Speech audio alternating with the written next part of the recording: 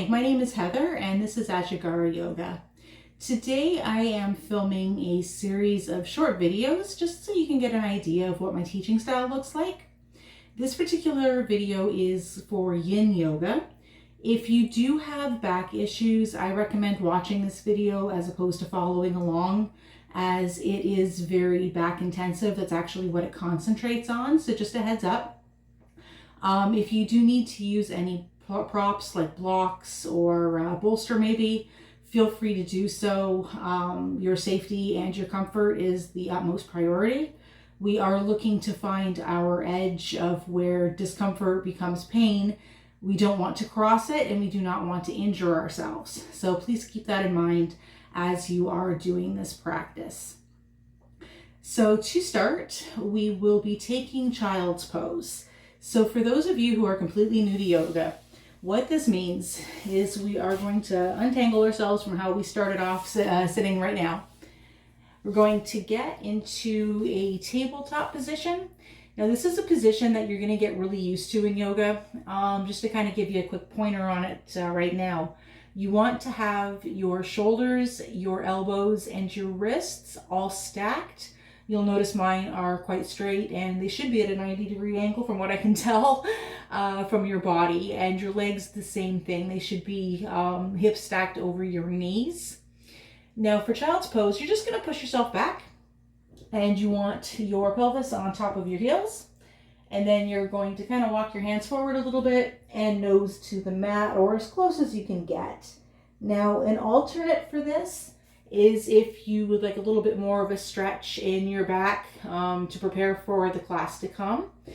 You can spread your legs so that your knees are right on the sides of your mat.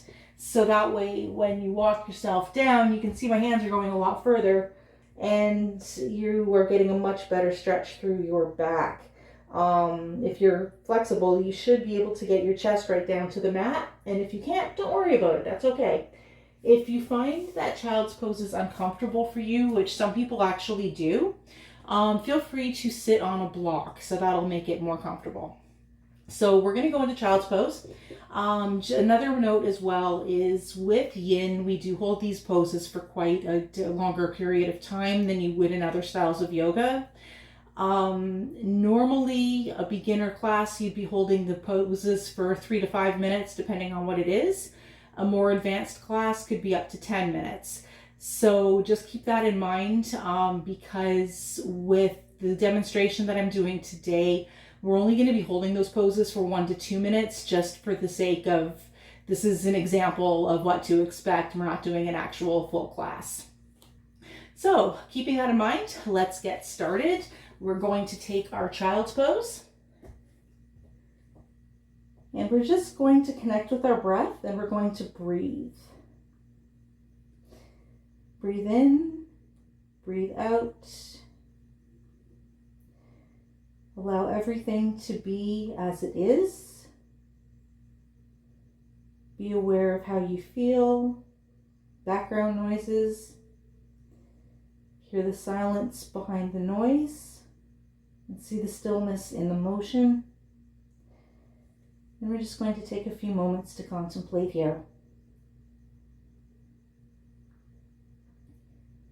And don't forget to breathe. Keep your shoulders away from your ears.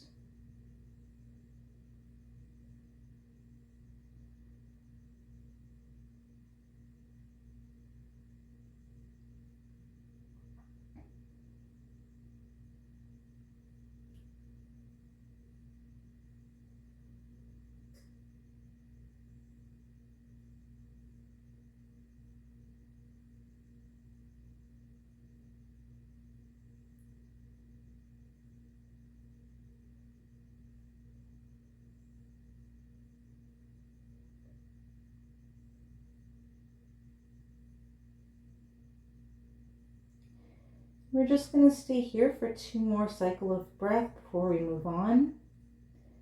Inhale, 4, 3, 2, 1. Exhale, 4, 3, 2, 1. Inhale, 4, 3, 2, 1. Exhale. 4, 3, 2, 1. Now come back up to a seated position. And the next pose that we are going to do is called puppy. Now, for those of you who are familiar with more standard types of yoga, you're probably familiar with this. The larger version is called dolphin, which we do not do in yin usually. So for puppy, what we're going to do for that is we're going to get close to our child's pose that we just did, except for instead of coming all the way down, we're going to have our forearms on our mats, have your fingertips into the mat as well as the heels of your hand. That'll give you a lot more support, and it'll also protect your wrists. Again, we want to have our shoulders stacked over our elbows. Again, that's the best way to support and to lift and to make your body not feel so heavy. Now, what you're going to do is you're going to kind of walk forward a bit. And again, you might have to walk back depending on how your mat works. And you're going to loosen those arms so we're back on our forearm. But you see how my hips are still up on that 90-degree angle from where the floor is? You're going to want to do that. And we're going to try to press our nose into the mat. And if you can really sink into it and get your chest there, please do. And if you're not able to achieve that, then that's okay as well. And we're just going to take a few moments to breathe here.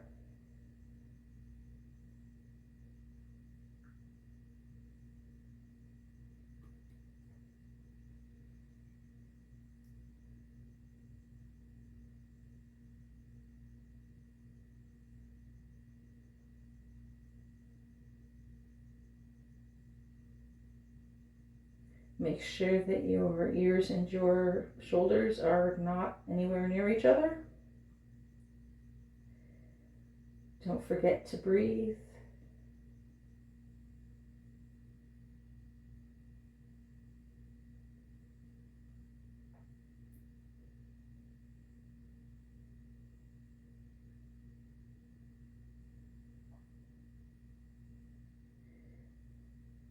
We're just going to hold this for 2 more cycles of breath.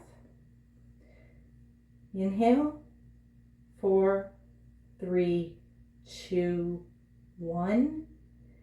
Exhale, 4, 3, 2, 1. Inhale, 4, 3, 2, 1. Exhale, 4, 3, 2, 1. Good job. Push yourself back up into a seated position. You might be feeling it a little bit in your upper legs, so if you want, we can go back into tabletop and just kind of take a second to sway your hips back and forth, shake it out a little bit, give those muscles a little bit of a break. Now we're going to go into a pose called seal now.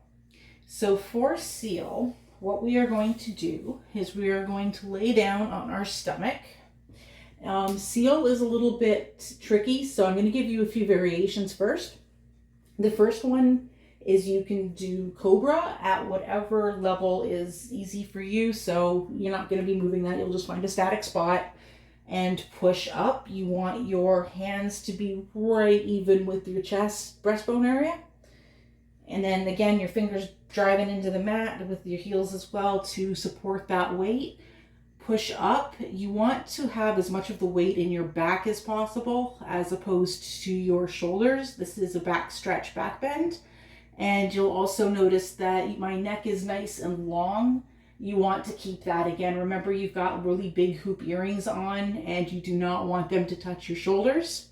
So keep that neck nice and long. Don't let it crunch down into your chest. You don't want to keep your head near your mat. You want it up towards the sky, so the crown of your head is up there. Another option, if that's a little extreme for you, is to do Sphinx, which you're putting your forearms, again, you want it to be that 90-degree angle that we had in tabletop, so the shoulders over the elbows.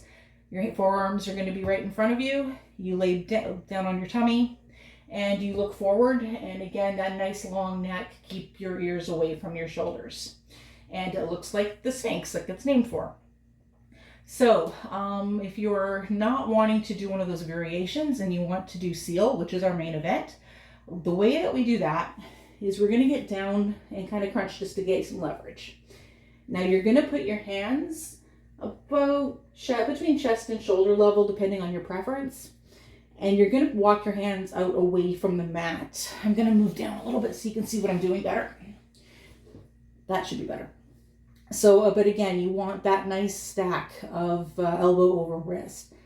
You're going to want to put your fingertips into the floor as well as the heel of your hand to protect your wrists. And you're really going to push them out, your hands out as much as possible. I need to move over here a little bit. There we go. Now, once we're out here, put your hands so that they're facing the wall that is parallel along with your body. And then you're going to push up. And we're going to stand here like a seal. Bark, bark. And again, make sure that your neck is away, nice and straight. Your ears are away from your shoulders. And be very conscious of your posture that way. You may feel your hands slipping a little bit. I know I am. So if you have something that can stabilize them a little bit, like, the grippy socks or something like that, you may want to use that. We're just going to stay here for a few moments.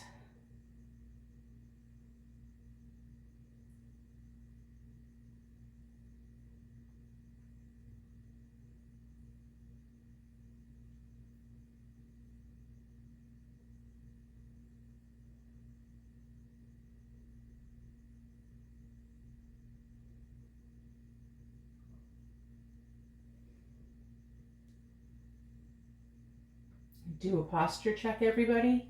Make sure that those ears and those shoulders are away from each other.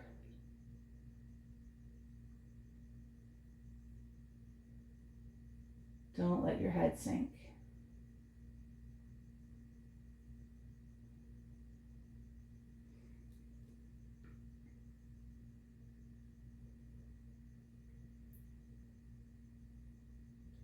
Should be feeling a real good stretch in your lower back now. If you can push yourself up a little straighter, get a bit more of a deeper stretch, I invite you to do so. And if you're good where you are, then stay there. Again, we're looking for the edge, not an injury.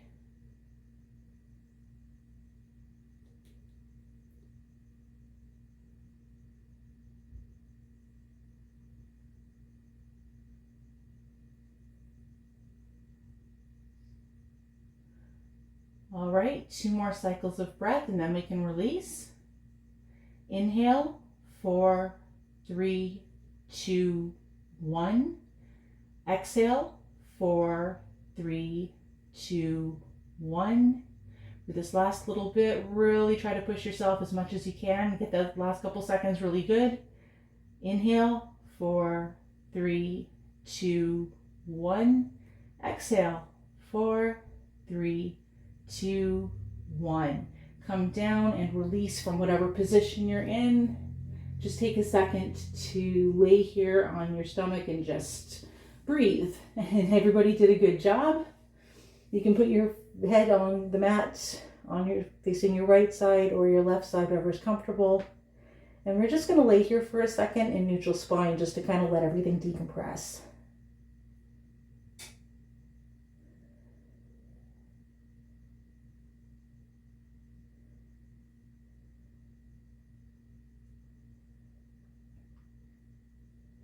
Okay, second is up. And we're going to go back into child's pose for a second just to kind of release some stress in our back. We've been doing a lot of bending towards the back, so we want to give a little bit of a curve towards the front.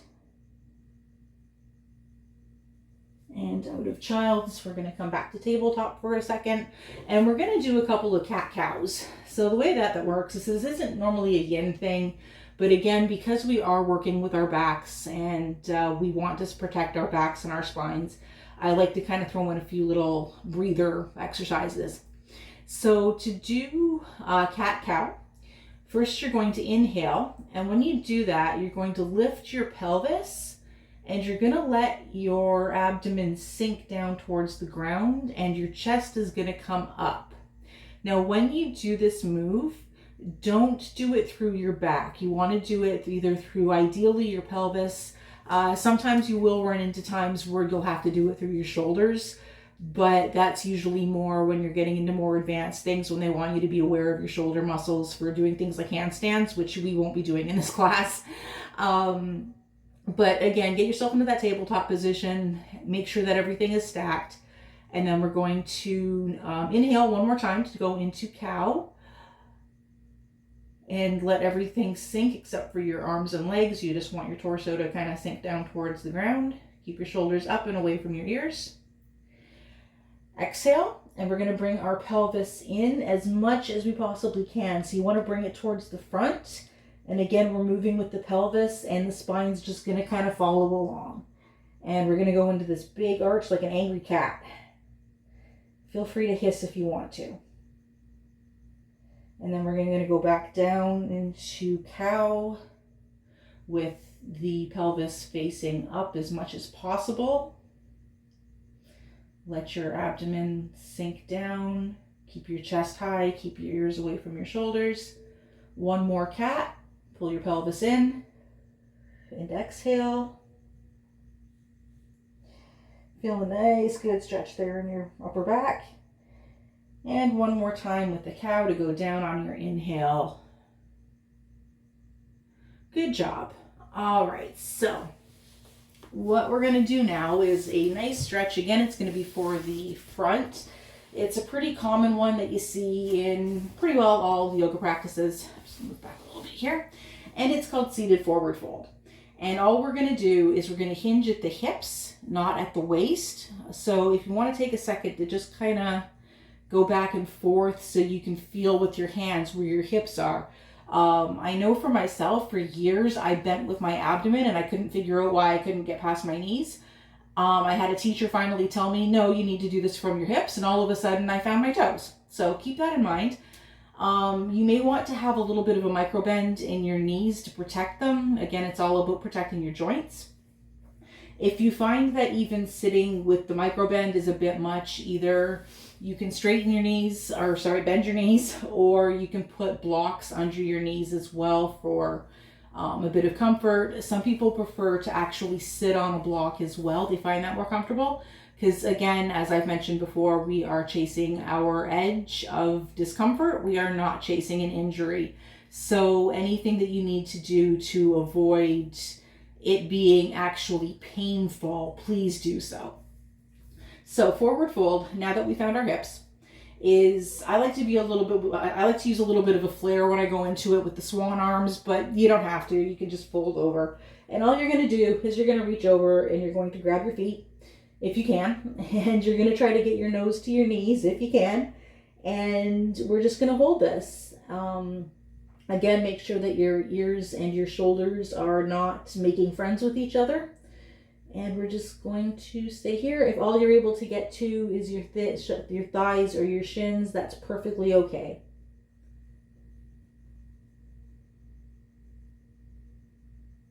And don't forget to breathe.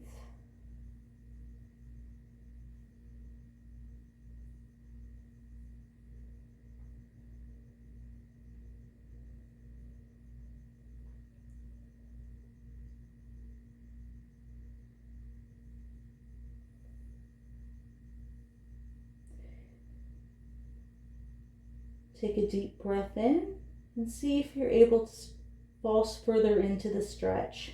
Get a little closer to your knees if you can.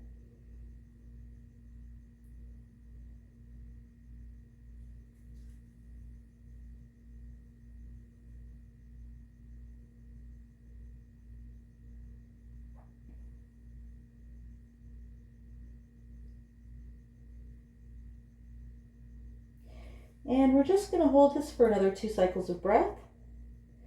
Inhale, 4, 3, 2, 1. Exhale, 4, 3, 2, 1. Inhale, 4, 3, 2, 1. Exhale, 4, 3, 2, 1. Slowly, slowly, slowly re-straighten up your spine until you're back in a neutral position. Good job. I know that feels like a bit of an easier exercise because there's not too much going on, but there really is in your back and your legs. So it's a terrific stretch. Now, the next thing that we're going to do is, again, more of an advanced move. It is called plow in other styles. I know Pilates calls it plow. Hatha and Vinyasa Yoga call it plow. In Yin, we call it snail because the shape that you get into is like a snail shell. Now, this is a more advanced move. So, disclaimer before we start it. If you need to roll into the position, then this isn't your time to be doing it. If you're able to do it with control by just bringing your legs over, then we're good to go. Now, if you're not able to get into the position, rolling or not, then what I invite you to do is just find a wall, scooch up to it, and just put your legs right up the wall. So actually, I'll just demonstrate quick. So you can see I've got the wall behind me, and I'm just kind of scooching up to it, and my legs go here, and you just lay like this, and you get an amazing stretch, and you just feel everything decompress. So it's not an active stretch. For those of you who are working on their splits, you can also just spread your legs like that and let gravity do its job, and give it a little bit of time to just do that. So that could be another option for you as well. Now, for those of us who will be doing snail,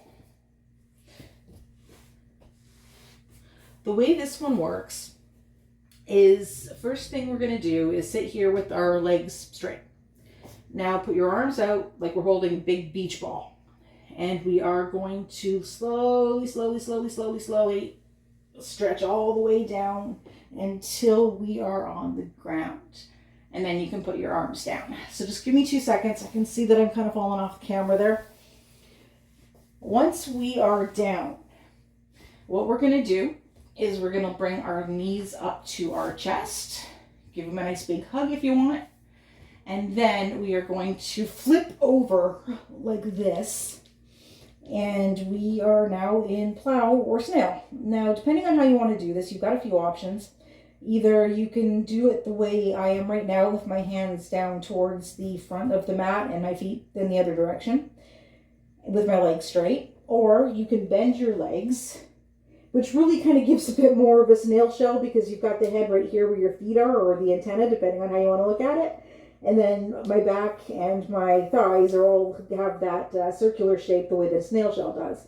So depending on what your flexibility level is and what your preference is, you can do that. If you want a little bit more of a challenge for your balance, I invite you to reach your hands forward and grab your toes.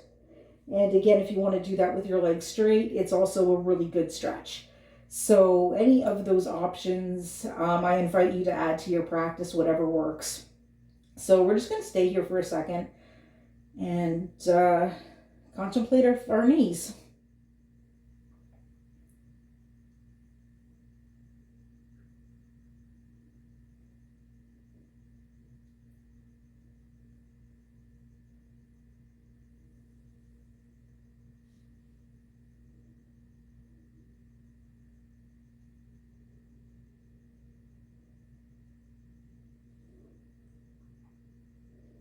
Take a deep breath in and out.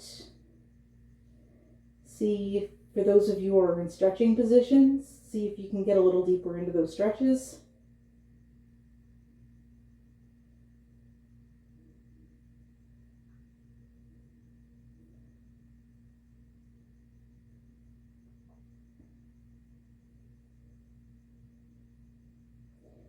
And we're just going to stay here for another 2 cycles of breath. Inhale, 4, 3, 2, 1. Exhale, 4, 3, 2, 1.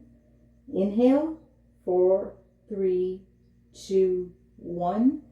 Exhale, 4, 3, 2, 1. Now, we're all going to pull ourselves out of our positions. For those who are against the wall, just come down in whatever way is easy for you. For those of us who are in snail, put your hands back down along your sides so that your fingertips are facing the front of the mat. And you're going to very slowly, vertebrae by vertebrae, roll back down the mat. And you're going to try to keep your legs towards your knees as long as possible. And then you're just going to do that. And you are now down. Good job. That one's really tough, I know. So we are almost done. Well, I shouldn't have sat up because we're actually going to be laying back down again for a second here. But we're almost one last thing to do. And that is get back down onto our backs for those of you who have already not done so. And we're just going to hug our knees and just do a little bit of a roll back and forth with your head and shoulders lifted up off of the ground. Just massage your back a little bit. All right, and we're just going to rest. Put your head down. Close your eyes. Breathing in, I am calm. Breathing out, I smile. Release your legs. Put your hands, palms up towards the ceiling at your sides. Release your legs down. Put your feet at the corners of your mat, whatever side you're at. Close your eyes if they aren't already. Feel yourself melt into the ground as we enter Shavasana. Relax and let go. Pay attention to nothing but your breath.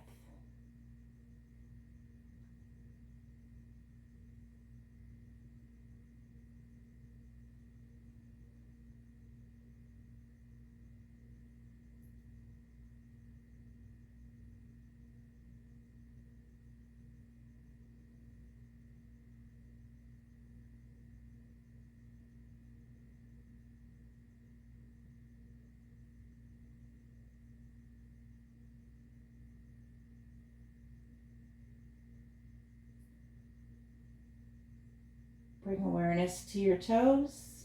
Maybe give them a little wiggle.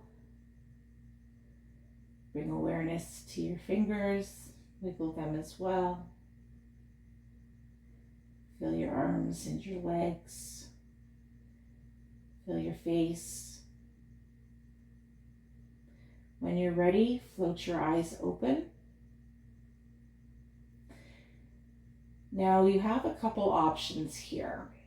If you are looking to end this practice with relaxation and calm, maybe go home to a cup of hot chocolate, you're going to pull your feet and your legs up towards your chest again.